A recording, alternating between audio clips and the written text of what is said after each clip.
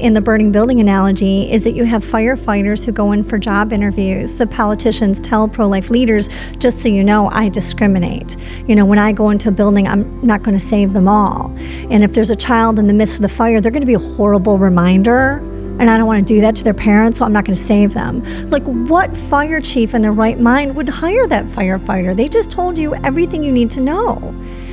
And I always think of the parable of the lost sheep, because Jesus said, see that you do not despise any of these little ones. And we are despised. We're called demon seed, evil seed, and that's by pastors and by conservatives have called us that. In the studio here in New York, Rebecca Kiessling. She is a pro-life speaker. That does not do her justice. It's unbelievable. I don't want to say it. Let me just say, Rebecca, first of all, welcome. Thank you. And what is the one line on you? Because I'd rather that you say it than I say it. Your story is so amazing. Thank you. I was conceived when my birth mother was abducted at knife point by a serial rapist. She went to 2 illegal abortions, and I was almost killed. And I owe my birth to the Michigan law, which protected me 4 years before Roe versus Wade. So you're brave enough to put your age out on the air. Most women would not be brave enough to do that. Let me just say again, your mother was abducted by a serial rapist. You just said this, but I want my audience to be clear. And she was raped. You were conceived. And did your mother sought an abortion? Yeah, she said there were no pregnancy resource centers back then, but if there had been, she would have gone. But nobody offered her any other help or hope, just abortion. So she thought, well, there are many women like that today. They think, I have no choice. People talk about choice. Most women think, I have no choice. I have to get an abortion. And so that's what they do. So what happened to your mother? She's pregnant with you. She's obviously not happy about this. This is not the sort of thing that anybody wishes on themselves, to be raped and impregnated. And so you said she went to 2 abortion clinics in Michigan. What happened? Well, for the first, it was a doctor's office, OBGYN. She had to go through the back door. And like many legal abortion clinics today, it was deplorable. There was blood and dirt on the floor and on the table. And those conditions and the fact that it was illegal caused her to back out, as it did with most women. And then it was... Wait. In other words, it was so horrible that she backed out. I've heard this. Friends of mine have told me stories about, getting abortions or whatever. And it can be gruesome, and it feels like death. It's not just, it's not a happy procedure. But so it was so horrible that your mother left. Yes, and this was in January of 1969. And then it was arranged for her to go to a more expensive abortionist. And she was to meet someone at night by the Detroit Institute of Arts, ironically next to the famous Thinker statue, which is actually part of a greater work called The Gates of Hell from Dante's Inferno, which it warns about all who enter here. There's no going back. Rodin's Thinker statue...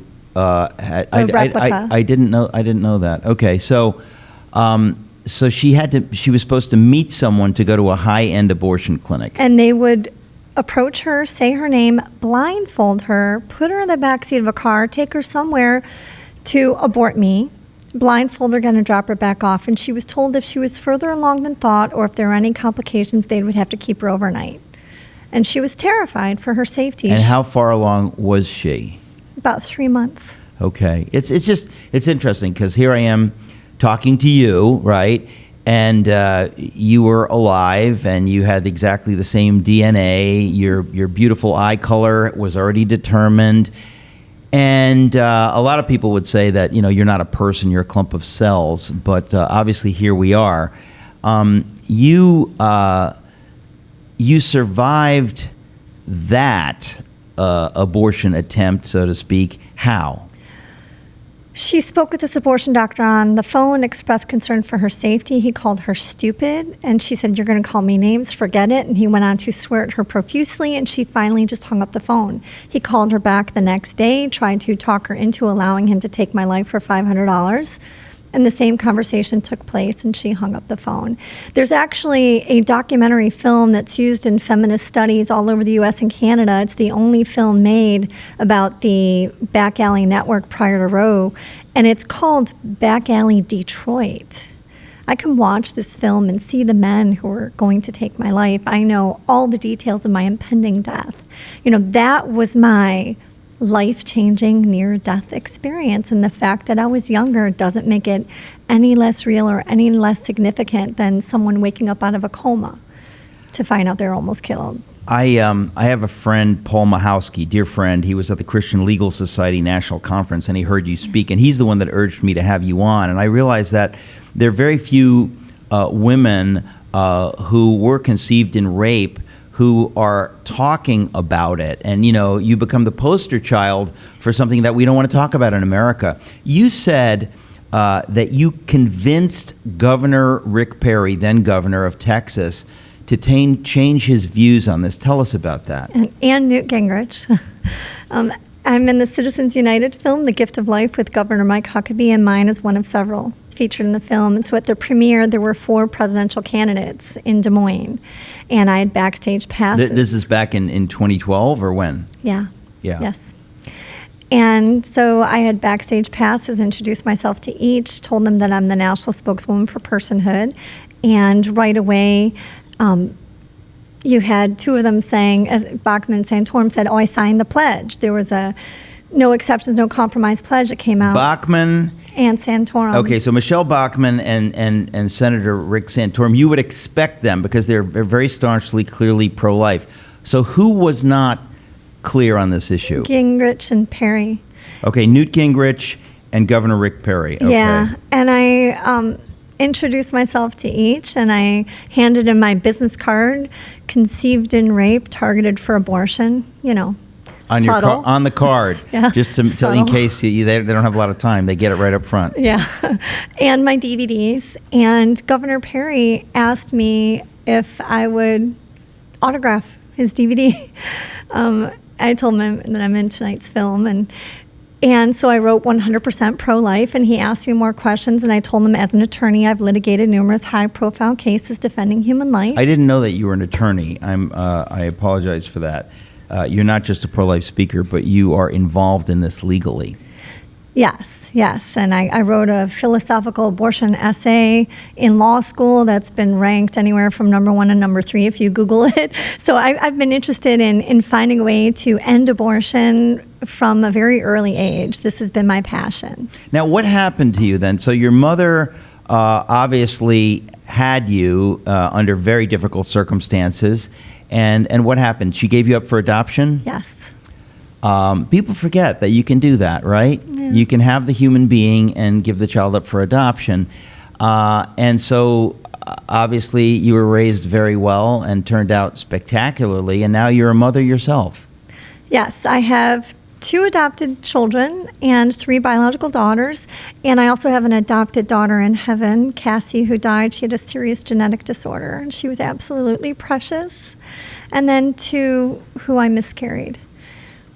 You, that's to me a big part of the story of abortion is that, when you think about what a life is, people talk about the infinite value of life. Part of the infinite value of life is that every life is potentially the mother or father of infinite life. Mm-hmm. You are the mother of biological children, none of whom would exist, nor will their children exist unless your mother had been willing to bring you into the world. It's an amazing thing. She didn't choose life for me. When we met, she was pro-choice and told me it should have been her right. Wait a minute. You mean that you did meet your birth mother? Yes. We have a very close relationship today. And 6 years after we met, she changed her mind about abortion. But she was absolutely clear that it should have been her right. She was upset that she wasn't able to have the abortion. Right. And you say she's changed her mind eventually? Yeah. On that? And she's so thankful now. I would think so. But it is interesting because she chose, it seems to me, not to have the abortion. So it's interesting. No, she chose abortion. She was only afraid for her own safety. Okay, now I'm getting it. So that is amazing. So she was simply afraid for her own safety, and it's why she carried you to term. Yeah, so I literally owe my birth to the law which protected me. Legality matters. And I wasn't lucky. I was protected. Isn't that amazing? The law protected you from being murdered, legally, quote unquote. And now we have a national law called Roe v. Wade that no longer protects people like you from being killed. In Roe v. Wade, footnote 54, the court pointed out how exceptions undermine the whole argument for personhood. Well, now that's a big point. We're going to go to a break, but when we come back, I want to talk about that. What is the website? You have a website?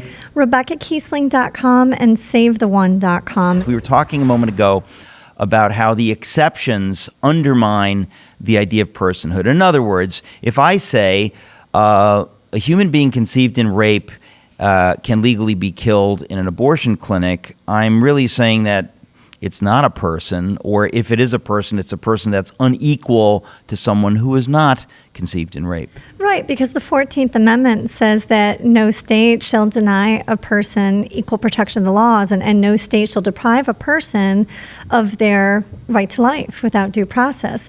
And so if you believe in the 14th Amendment, then you can't deny a person equal protection, and that's what it does. When you allow exceptions, you are willing to engage really in child sacrifice. You know, you're saying you're willing to sacrifice the life of this child conceived in rape. People don't often say, the most basic thing, two wrongs don't make a right. Everybody knows that rape is evil and wrong, but murder or killing an innocent human being is also evil and wrong. So the idea that you can undo the evil of rape by destroying the evidence, which means killing a human being, how does that work logically? It doesn't. And of course, we're told in Scripture that you're not to punish the child for the sins of the father, that each shall be punished according to their own sins. And people understand that. We have a 5-state study that was done. It was commissioned by Personhood, Georgia Right to Life, and Right to Life Michigan, that showed that people understand that in a civilized society, you do not punish innocent people for someone else's crime. That's barbaric. Well, I concur. But the organization is Save the One. And what's that website? That's SaveTheOne.com, and that's the number one, not the word one. Okay, so Save the One, numeral one, SaveTheOne.com. And tell us where you get that idea from, Save the One.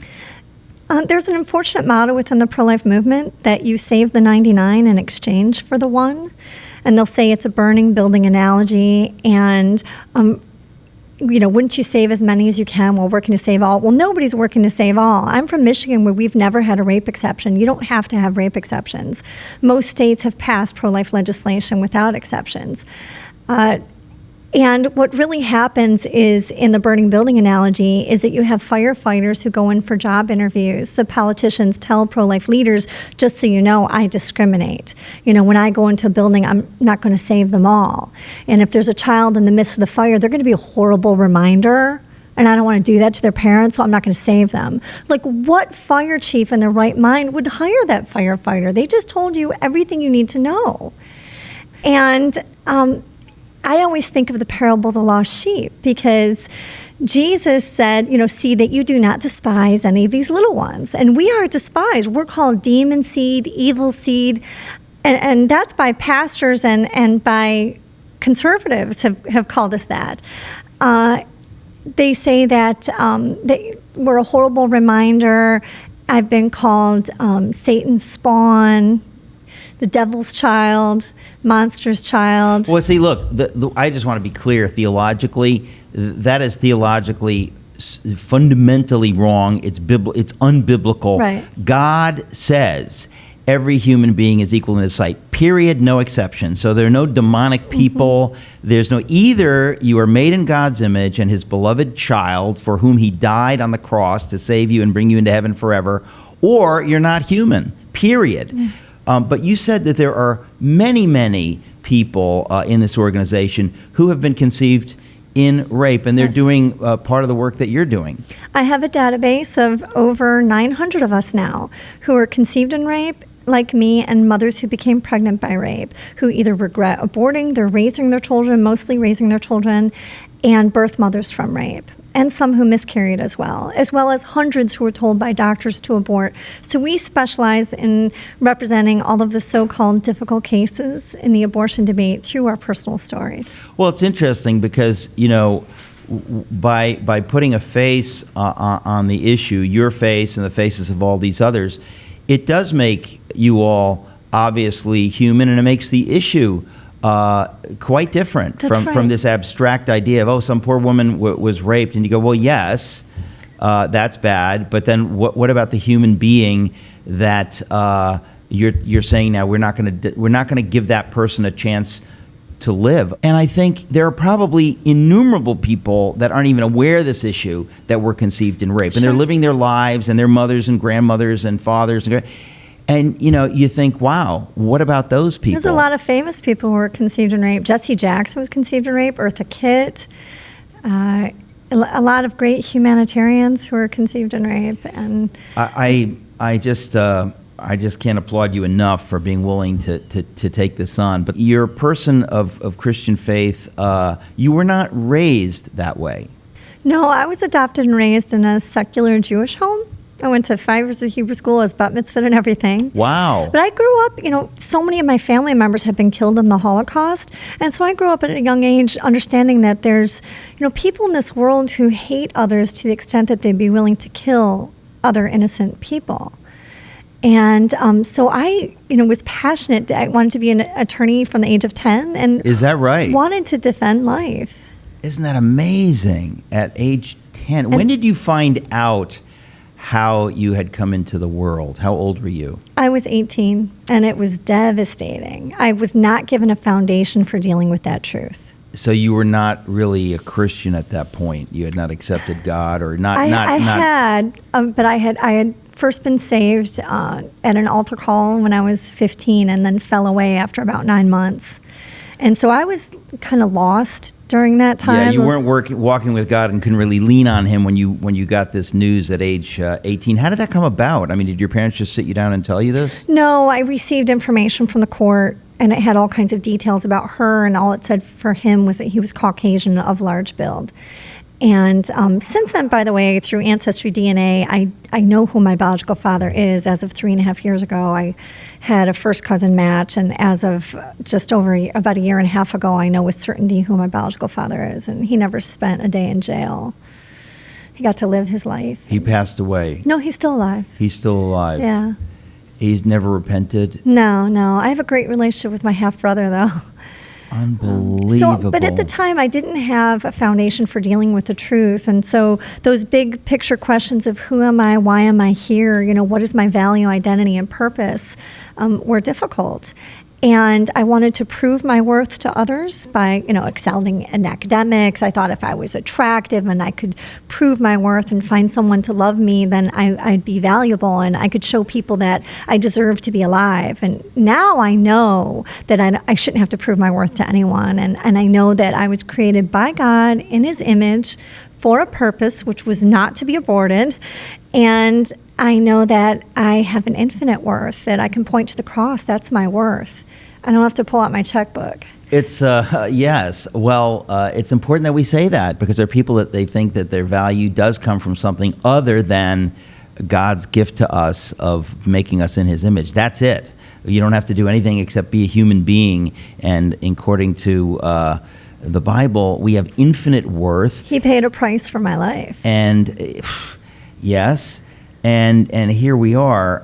Now, what does SaveTheOne.com, this organization, Save the One, what do you do? Is this do you have a lot of advocates speaking on this subject? We're a global organization. We have about 70 speakers. We have a couple dozen national, international speakers listed on our website. And we do speaker training, we do advocacy, we sued the state of Iowa for their rape exceptions. I testify all over the country. Globally, we sponsor the Rape Survivor Child Custody Act to terminate the parental rights of rapists. We work on Simon's Law so that you can't put a DNR on a child without parental consent. I don't know what that is, a DNR. Do not resuscitate.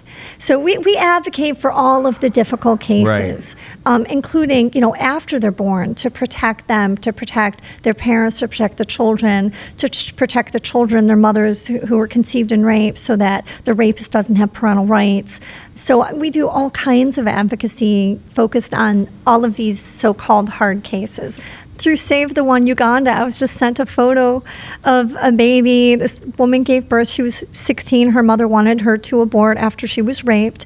And our friend Kay Care from Save the One Uganda met with her, and she named her daughter Rebecca after me because she wants her daughter to speak out someday like I'm doing.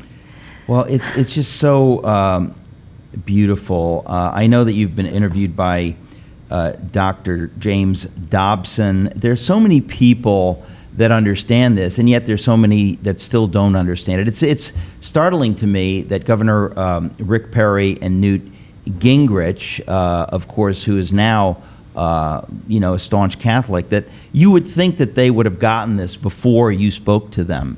It's amazing that they didn't, but thank God because of you they do. Well, Governor Perry said he had just never put a face to the issue before, that he had never considered it from the perspective of someone like me. But I also had, my Esther moment, and we talked about you're the narrator of Esther, VeggieTales Esther. That's my claim to fame, right? I love that. Thank you. My children, They'll think you're famous because of that. But you, yes, well, no, it's a funny thing because you talk about an Esther moment. It is. I mean, here you are talking to Governor Rick Perry. He's in the president's cabinet at this point, and you were able to change his mind. And one mind at a time. Everybody in the world needs to understand what is right and true. And this is one of those cases that it's too important not to keep fighting. And so I'm just... And after this, there were no more rape exceptions in Texas legislation. There had been a rape exception in an ultrasound bill 9 months earlier. Oh, wait, so because he was the governor, you didn't just change the mind of a man, you changed the mind of a governor of the state of Texas. Yeah, and there were no more exceptions after that. They passed some of the strictest laws in the country right after with no exceptions. So there are people that are going to get to live their lives, and that's amazing. You must be very proud. Oh. I mean, seriously, what a wonderful thing to be able to do this. It was a God-given opportunity. I mean, the battle was not mine. The battle was God's, and I just had to be available.